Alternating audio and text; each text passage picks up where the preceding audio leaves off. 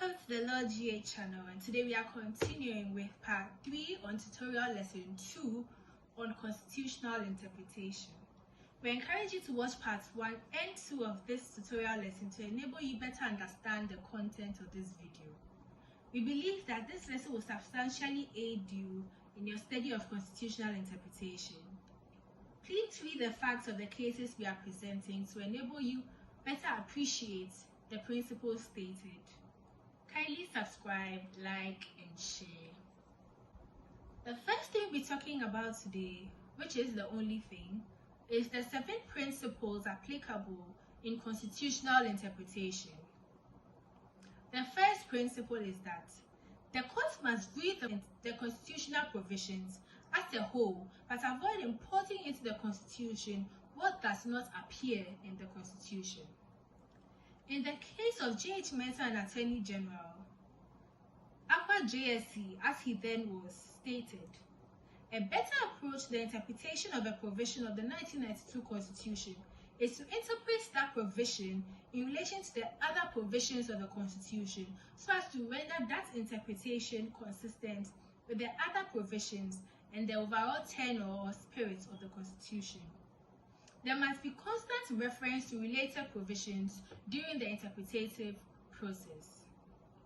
In Republic and High Court's fast-track division, ex parte Schwab, an uninterested party, would all intoned the fundamental position that in any constitutional interpretative dispute involving the use of ordinary words or expressions, and where the Constitution is completely silent on the meaning to be assigned to those words or expressions, the first rule is to apply the ordinary or plain meaning of the words unless that meaning will defeat the purpose of the legislation and lead to a result that is at variance with the main purpose of the provision or some incongruous or absurd results.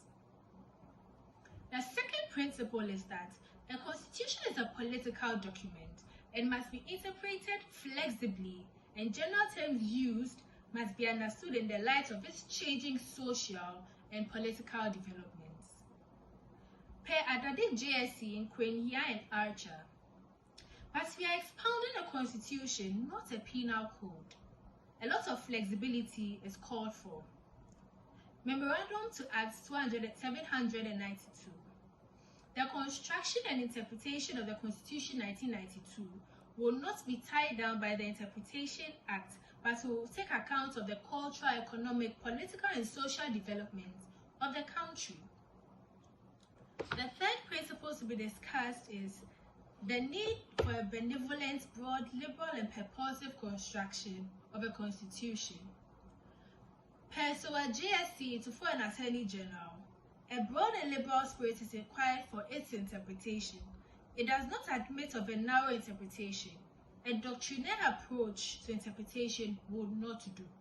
We must take account of its principles and bring that consideration to bear in bringing it into conformity with the needs of time.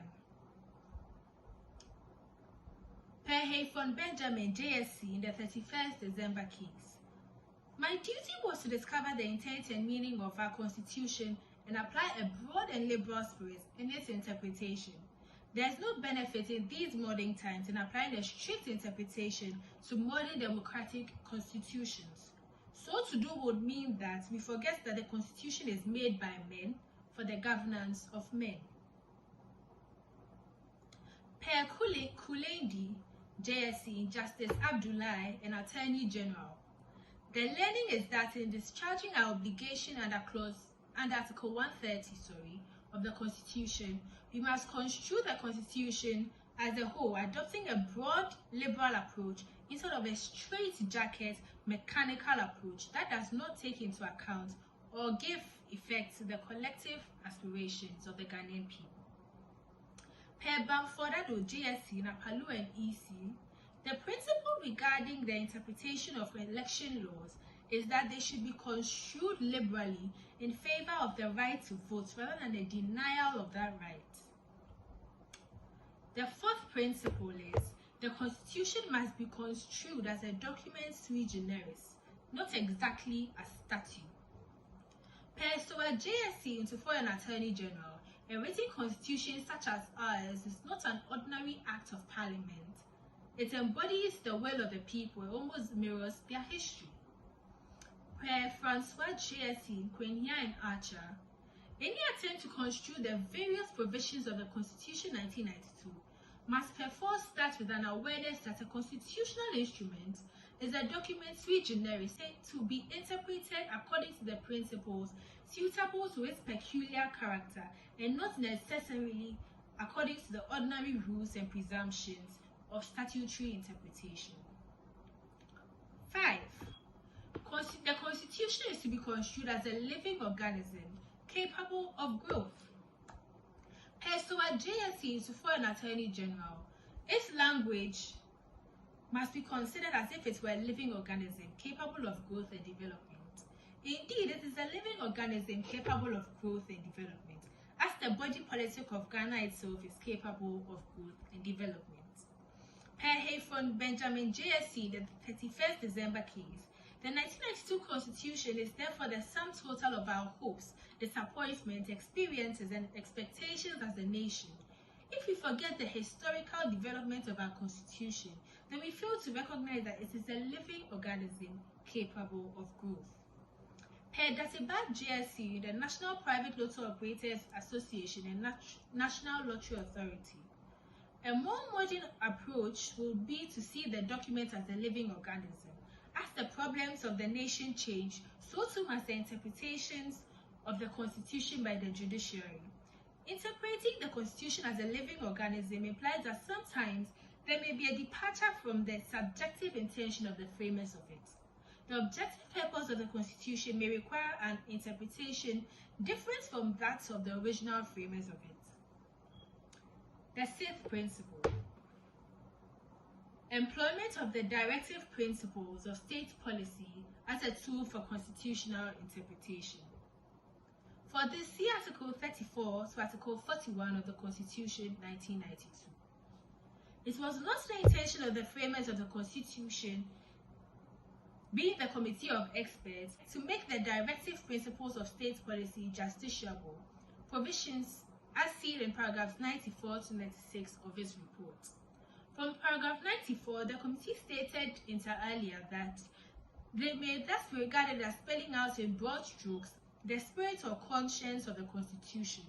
Expressly, the committee stated in paragraph 95 that, by tradition, directive principles are not justiciable. Even so, there are at least 2 good reasons for including them in a constitution. First, directive principles enunciate a set of fundamental objectives which a people expect all bodies and persons that make or execute public policies to strive to achieve.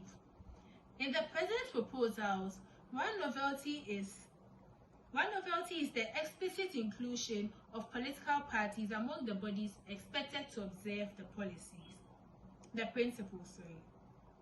The reasons for this is that political parties significantly influence government policy.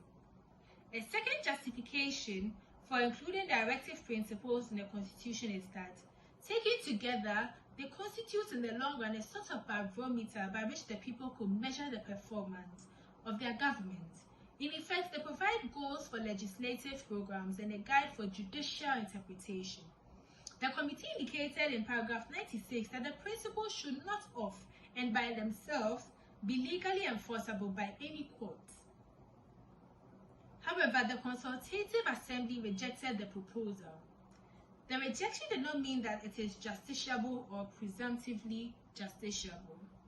The first time that the justiciability of Chapter 6 came into question before the Supreme Court was in the New Patriotic Party and Attorney General, which is the 31st December case. Adade J.S.E. said, "I do not subscribe to the view that Chapter 6 of the Constitution 1992 is not justiciable. It is. First, the Constitution 1992 as a whole is a justiciable document. If any part is to be now justiciable, the Constitution 1992 itself must say so.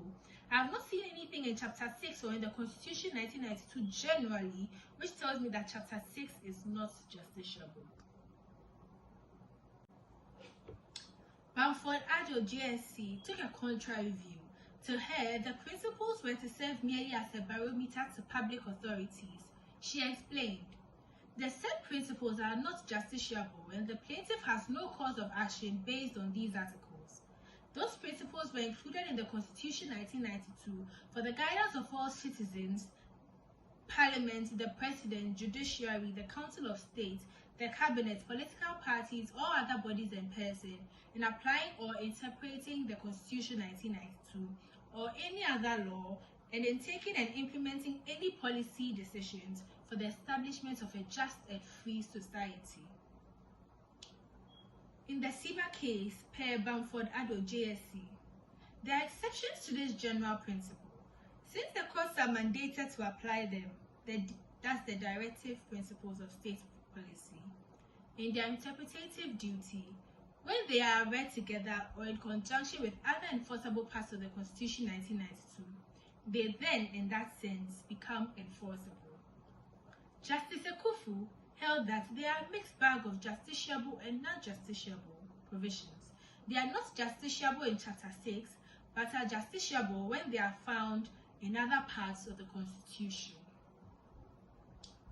In the case of Ghana Lotto Operators Association and the National Lottery Authority, where the plaintiff challenged Article 722 to be against Chapter 6 of the Constitution, Dr. Datiba JSC then was, where the unanimous decision of the Supreme Court as follows. As far as this present court is concerned, we are of the view that because there is a conflict between two previous Supreme Court decisions, we are free to either choose between the two decisions or to formulate a different rule that is right in our view, since there is currently no binding precedent. We would humbly submit that the right rule is a presumption of justiciability in relation to the provisions of Chapter 6 of the Constitution 1992, as outlined above. Applying the presumption of justiciability, our view is that the economic objectives laid out in Article 36 of the Constitution are legally binding and are not merely a matter of conscience for successive governments of our land. The next point we wish to stress is that Bamford Addo JSC fails, as do other members of the court who agreed with her, to consider the implication of the fact that the Committee of Experts' proposal of explicit language proclaiming that the principles should not be in and of themselves enforceable by the courts was not accepted by the Consultative Assembly. We think the omission of that language is a strong pointer in favor of Adade's point of view. The seventh principle is the employment of the spirit of the Constitution. Marshal C.J. said in Sturges and Crowninshield, the spirit of an instrument, especially of a constitution, is to be respected no less than its letter, yet the spirit is to be collected chiefly from its words. Per Apalu J. in Sala and Attorney General, we should fail in our duty to effectuate the will of the Constituent Assembly if we interpreted the Constitution 1969, Schedule 1, Section 9.1, not in accordance with its letter and spirit, but in accordance with some juristic doctrinaire theory. Per Suwa J.A. in Sala and Attorney General, I consider that the best guide to interpretation is the letter and spirit of the intention of the Constitution. If the intention of the Assembly can be collected from the words used, and if the intention, when so collected, is in consonance with the spirit of the Constitution, then there is no need for further aids. Per Suwa JSC and to an Attorney General, the Constitution has its letter of the law. Equally, the Constitution has its spirit. It is the fountainhead for the authority which each of the three arms of government possesses and exercises.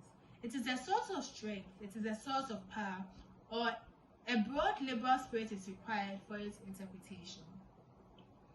Per Aqua JSC, National Media Commission and Attorney General, it is important to remind ourselves that we are dealing with a national constitution, not an ordinary act of parliament.